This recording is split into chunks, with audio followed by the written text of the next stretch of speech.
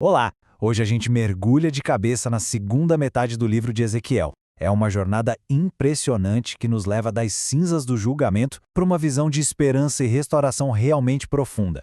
E a grande questão que fica é essa, né? Depois da destruição total, quando tudo parece perdido e a esperança já morreu, o que vem depois? É exatamente isso que a gente vai explorar agora.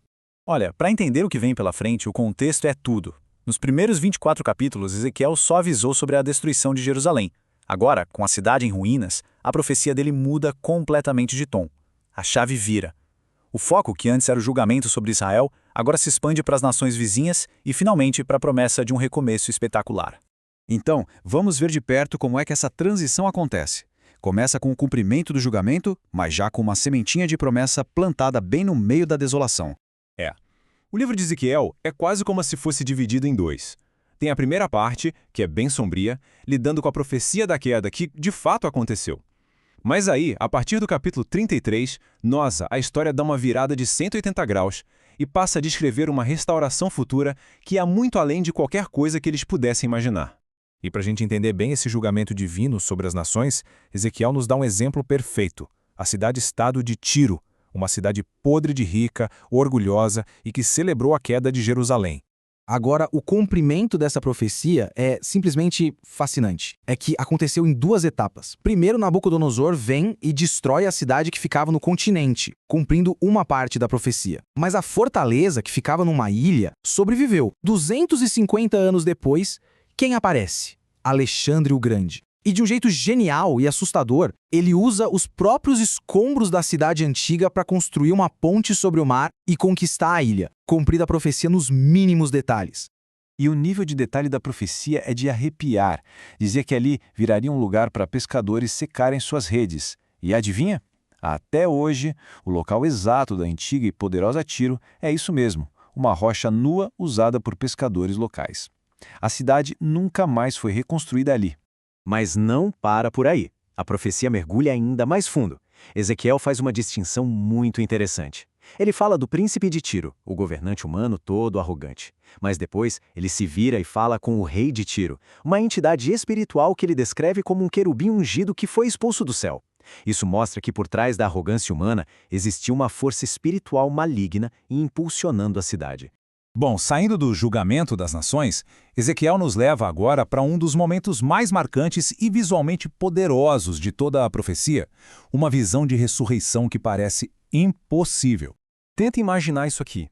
Ezequiel é transportado em visão para um vale, e esse vale está lotado de ossos humanos, completamente secos, espalhados por todo lado. É a imagem da morte, da desesperança total, absoluta.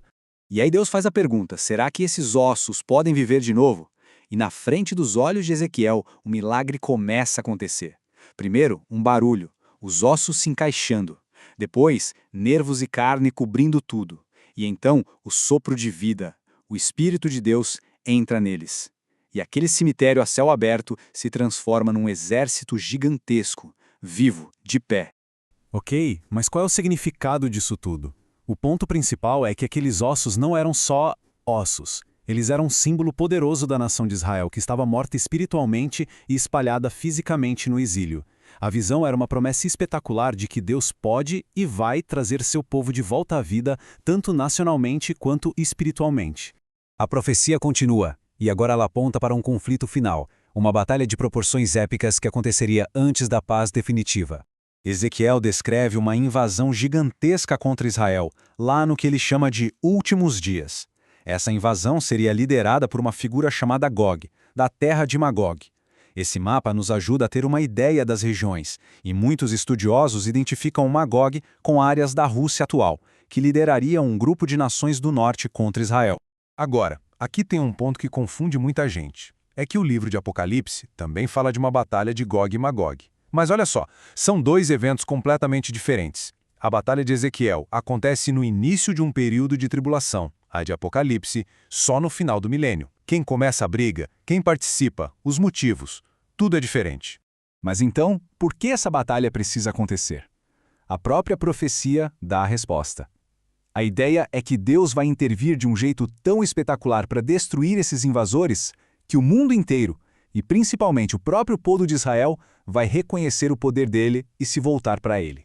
E tudo isso nos leva ao grande final, ao clímax de toda a profecia de Ezequiel. É uma visão de restauração completa, onde a presença de Deus finalmente volta para o seu povo. Os últimos capítulos do livro são uau! Uma descrição cheia de detalhes gloriosos. Ezequiel vê um novo templo, muito maior, muito mais magnífico que o primeiro. Ele vê a terra sendo dividida de novo, a cidade de Jerusalém restaurada. É de fato a imagem de um recomeço total. E para coroar tudo isso, a cidade restaurada ganha um novo nome. Um nome que é, na verdade, a síntese de toda essa jornada. Em hebraico, Yahvé Shama. E o que isso significa? Significa a maior promessa de todas. O Senhor está ali.